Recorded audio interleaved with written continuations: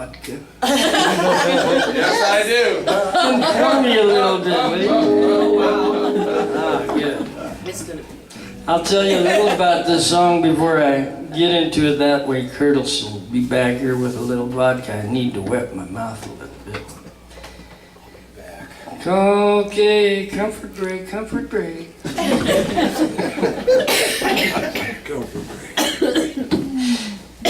Well, same place, they're in the canyon, same time, 1982 or 3 or 4, right around there.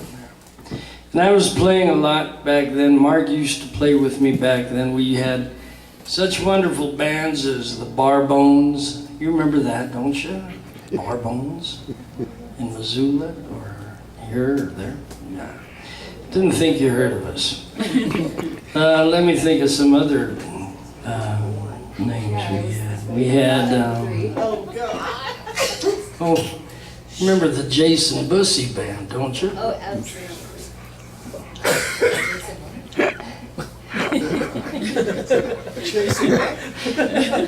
Jason Bussey. Oh, yeah.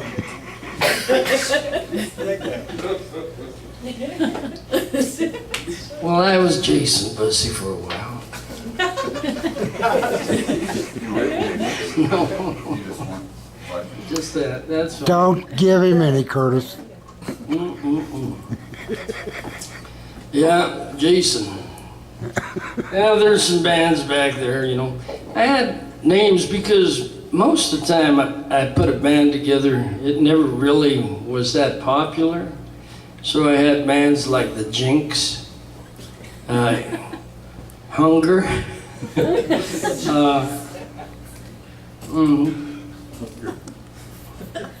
Hunger was popular just amongst the band. So yeah, we just about made it big in Vegas.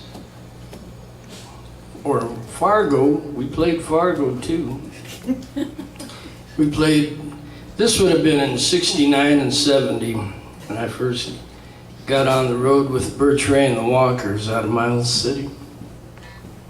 And we were playing the 17 Club in Billings, and we'd go from playing 2 weeks, 7 nights a week at the 17, hop in the Lincoln, pull in a trailer, 6 guys, a couple of girls. We had go-go girls back then.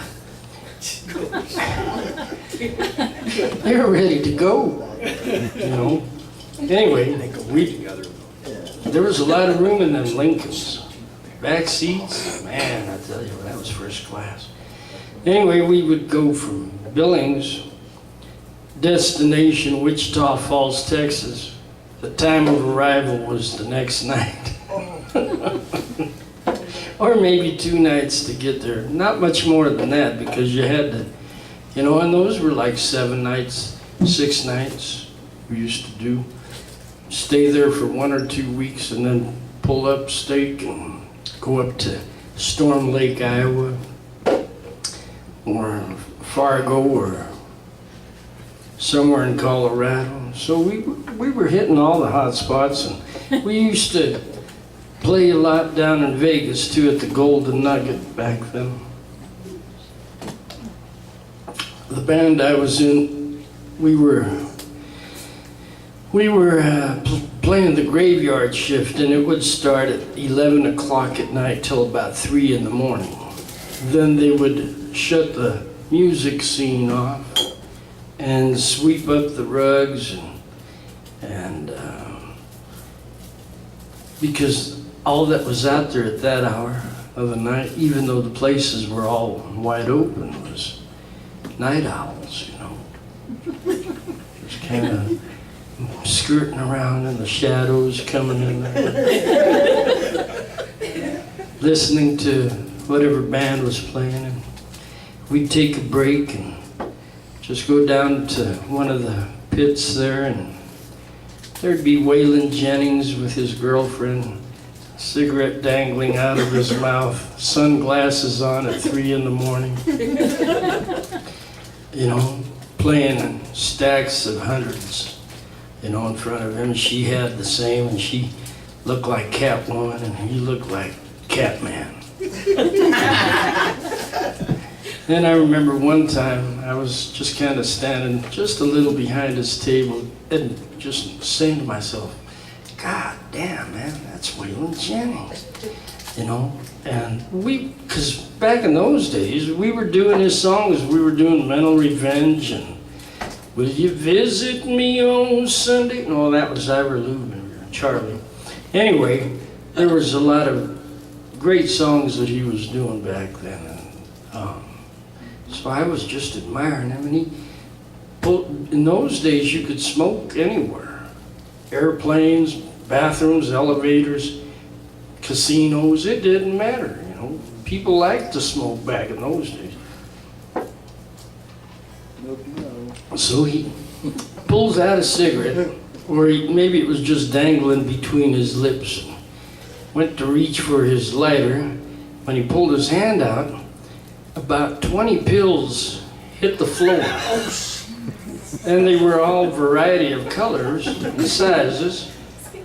And me, I'm standing right behind him. Of course, there wasn't anybody else down there except the guy dealing, Catman and Catwoman over there.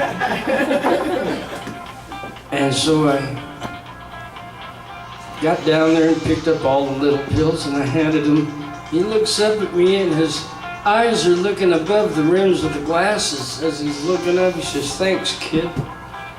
Couldn't do without him." I says, "Well, not a problem. Maybe someday I can't do without him too, you know. Maybe someday I'll be just like you, by God. Guess what?" No, just... Anyway, those were fun days. I don't know what the hell I'm talking about, but Curtis, thank you for the little